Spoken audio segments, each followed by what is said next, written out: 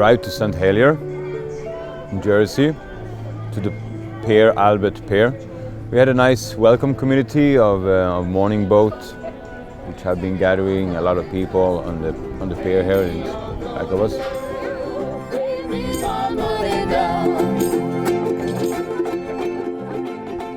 We continue further on with some lorries. We made bread, which is an essential part of what we're doing. We're collecting the seeds, yes, but to show and demonstrate for the people how proper bread should taste and can taste, and all the nutrition that was in the bread back in the days and starting to get less and less and less today, and it's more about looking good or being white and shiny.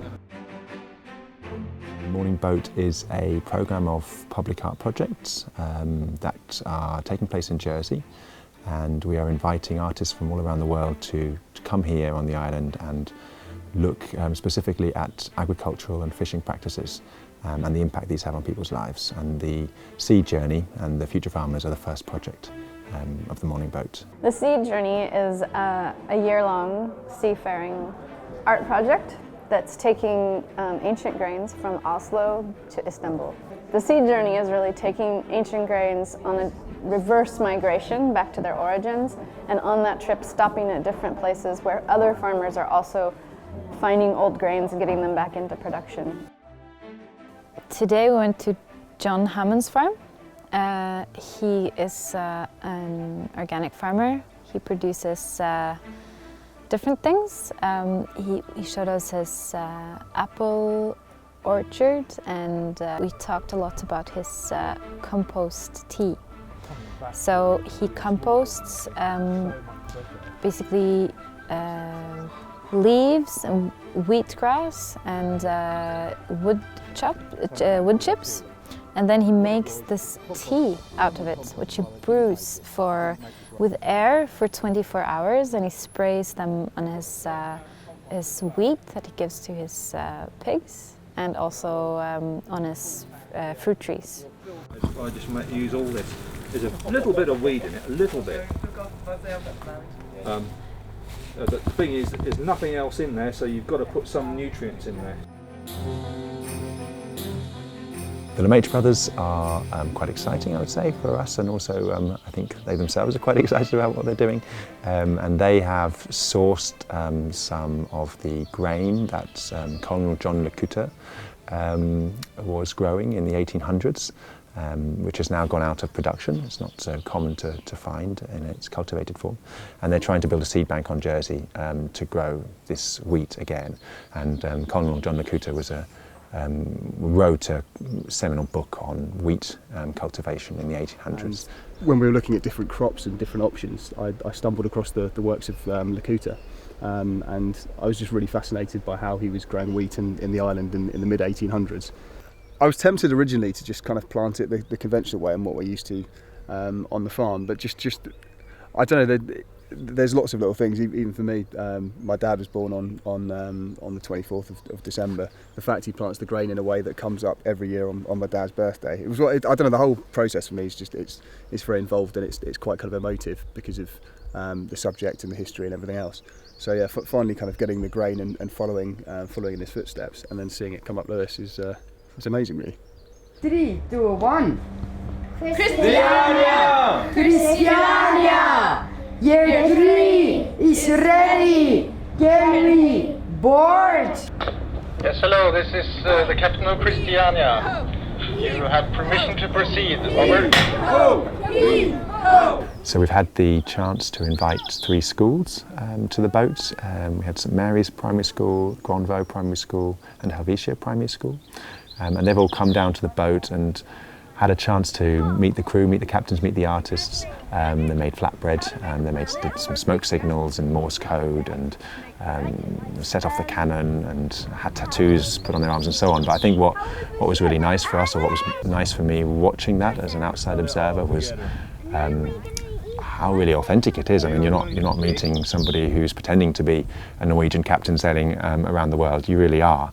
And you could see that it was sort of quite intimate, and they really sort of got a lot out of it. And afterwards, talking to the children, you realise that they'd really absorbed an awful lot of information and experience and so on. And hopefully they'll take that with them, and as along with the little seed that they received. And I know 2 of the schools at least are planning on planting that in their school grounds. So it's an ongoing scientific experiment for them as well, and a learning journey that they're setting off on. So that was a nice opportunity to be able to do that.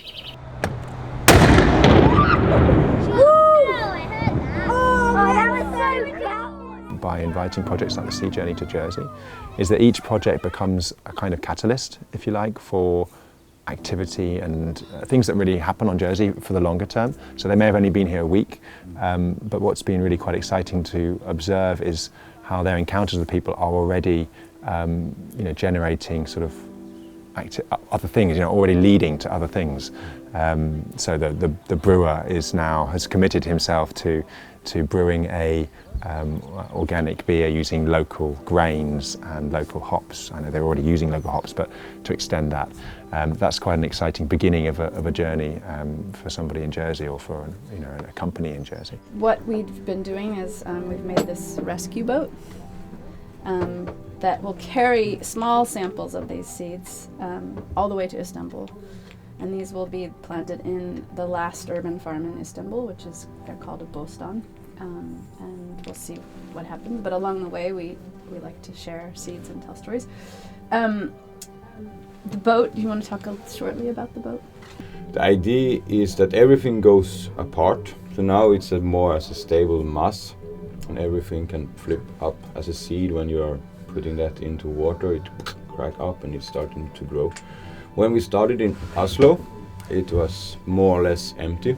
And as you see now, it's rising, and the idea, when this is full, it will be able to sail his own way, because then it's fully rigged with the sails up. This seed is Talavera de Bellevue. It's named after a property called Bellevue in St Odins, which is just the other side of the bay, and that's where Lakuta was growing this wheat, and this is really his kind of prize product. This is the one he wanted. We were only given 50 seeds released from the seed bank, so I hope you'll be grateful to receive three of our 50. And we'll put that into pot 12 for you. We seal each one with local wax, so we've collected this from Bob, Bob the beekeeper, and we will seal this in so that no water will get in. To be honest, my favorite thing is being at sea and not seeing the land. It's really liberating in the time we live in right now. We're so distracted, our senses are distracted. We're on our computers, we're looking at the screen rather than the world every day.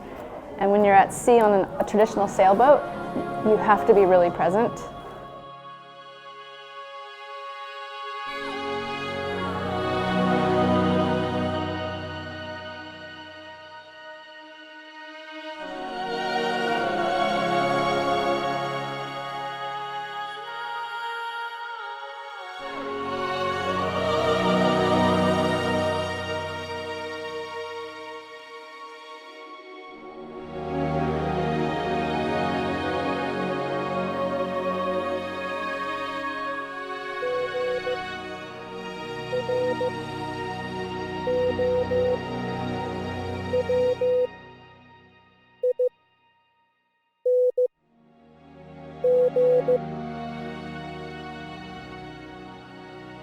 Thank you.